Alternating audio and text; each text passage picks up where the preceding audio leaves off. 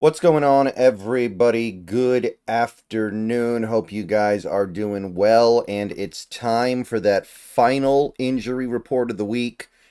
And I'm just going to go ahead and say it. I got good news. I got some real good news. The things that we wanted to see happen yesterday, they happened today. So at the end of the day, the only thing that matters is that it happens at some point before the game. So I'm just going to go ahead and not bury the lead and say the news is good. This video is powered by BetUS. Thank you to them. And yeah, we got the injury report from Greg Bell here, and let's go ahead and pull it up. Yeah, the Friday practice report was as clean as you will ever see it. Now, we did have a lot of players listed with various ailments, but every single one of them practiced. Every single one of them actually did a full practice. And that's not something that you see every day. That's not something that you would ever really expect to see, especially when we're talking about what, almost 20 players? Yeah, everybody was a full participant. So some people were theorizing that what we were seeing over the last couple days had something to do with Thanksgiving. Kind of seems like that may have been the case. So, yeah, you look at this list. You've got the big ones, Lockett and Metcalf, full participants. You got Leonard Williams, full participant. And none of them were even listed with game statuses, which means they're playing. Brady Russell and AJ Finley, who were full participants today, were the only two guys to even show up on the game report, and they're questionable. And they don't play that much, right? Brady Russell gets a handful of snaps a game. AJ Finley just got here.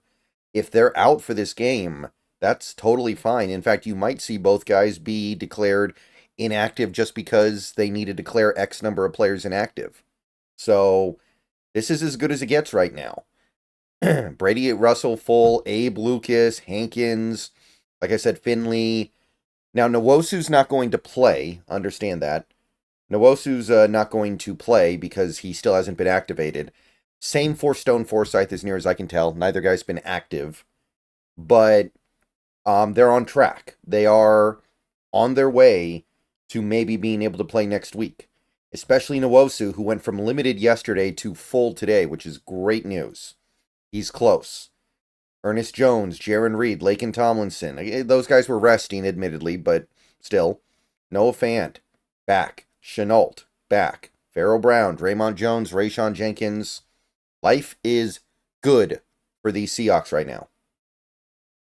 And this is what, week 13? You don't see injury reports like this on week 13 all that often. And I know there are players on IR. There's still George Fant. And of course, Nwosu and Forsythe. But this team is remarkably healthy. And the only thing we really have to be concerned about would just be, are they healthy enough to play well? They're healthy enough to play. Are they healthy enough to have good games? That would be the concern. But it sure does kind of seem like that this had something to do with Thanksgiving week. Again, if that were the case, you'd expect these guys to be listed with like rest days rather than actual injuries, but it's kind of weird you go from missing 2 practices to not even being listed on the game status, right? Before we go any further, I want to tell you about my friends over at BetUS, the best online sportsbook and casino out there. You can head on over there right now. You got plenty of time to throw down a wager on the Seahawks versus Jets game this upcoming weekend. Now that you've seen the injury report, you might feel empowered to throw down a wager on that Seahawks Jets game. You can get -1. You can get +1 for the Jets. Money lines very close to even. Total points 41.5. Get on over there.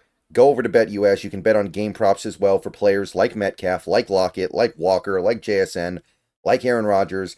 You can bet on just about anything, other sports, other games, and use promo code YouTube150 to get a 150% deposit bonus on your first deposit up to $2,000 and 125% deposit bonus on your next 2 deposits up to $2,000.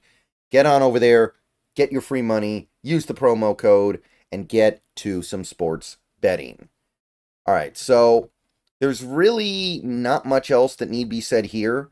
The one thing that McDonald said that caught people's attention, not really injury related, but according to Mike McDonald, Sataoa Laumea will start at right guard in this game. So Christian Haynes has lost the backup job. He is now presumably the third string right guard. And Laumea, who has not played a snap all season, is going to get his shot. And this is a big ask. We are talking about Quinnen Williams on that Jets team. He's not quite Chris Jones, but he's not far off of Chris Jones either. This is as tough as it gets for an interior offensive lineman. And we're throwing in a 6th-round rookie with no NFL experience in a real game. So he didn't indicate whether or not there would be a rotation. I would guess probably not. But Christian Haynes, man, he's pissed off the wrong guy or something. I don't know what else to say about it other than just that. Granted, I think at this point we need to accept that Christian Haynes is going to try to move positions next year. Maybe he'll try center, maybe he'll try left guard. But you can't even beat out Laumea.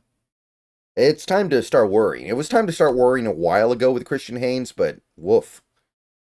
This is a guy who played a ton in college. He should be pretty much ready to go, and he is the furthest thing from ready to go right now. So, the upshot here is that Laumea is a rookie that a lot of people like as well. He has a chance to go out there and prove himself, and if he plays a decent game, then maybe it'll all come out even, right? Maybe we'll be disappointed that Christian Haynes didn't work out, but we'll be pleasantly surprised with Laumea. Stuff happens. So that's it for the Seahawks side. Let's take a look at the Jets here. They're looking decent as well. The one negative for the Jets on this report would be Tyron Smith. Tyron Smith didn't practice all week and he is out. So that is their starting left tackle. The good news for them is they do have one of their top rookies, Olu Fashanu, ready to go. I imagine that he will start for them and he will play the whole game for them if he stays healthy. And that's a guy who they are banking on being their long-term left tackle. He could be their guy for the next 15 years. And Tyron Smith was just there so they'd have a veteran in the meantime anyway. So it's not the end of the world, but Fashanu's a rookie.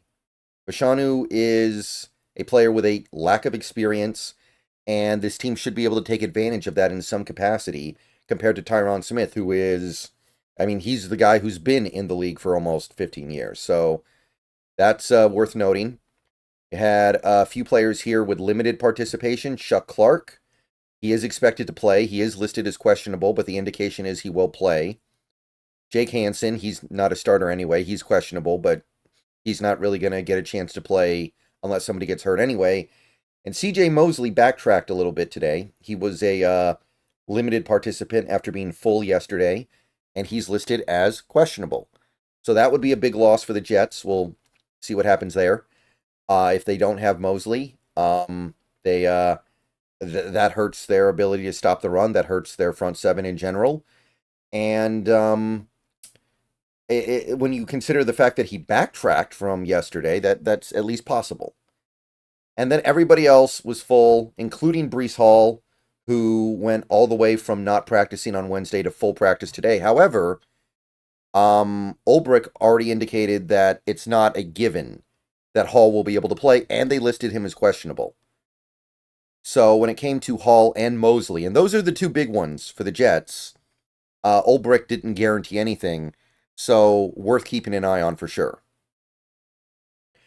Xavier Newman, full participant, still questionable. Again, he doesn't start. Morgan Moses, full participant, no designation, good to go. DJ Reed, no designation after full practice all week, good to go. And AVT, good to go after full participation these last few days. So that's it for the Jet side of things. The Breece Hall thing would be a big sigh of relief for them. I don't know how they survive without Breece Hall. With him, they at least have a chance. But again, no guarantees yet. Questionable is questionable. And Ulbrich already kind of indicated that they're not 100% sure on either guy. Breece Hall is probably leaning towards playing, according to Ulbrich. Mosley, he sounded a little more 50-50 on. So we'll see where things go. But yeah, that's the injury report. We couldn't have asked for much better, right? We could not have asked for much better. Thank you to BetUS for powering and sponsoring this video. See you guys later. Probably another video coming a little later. Go Hawks.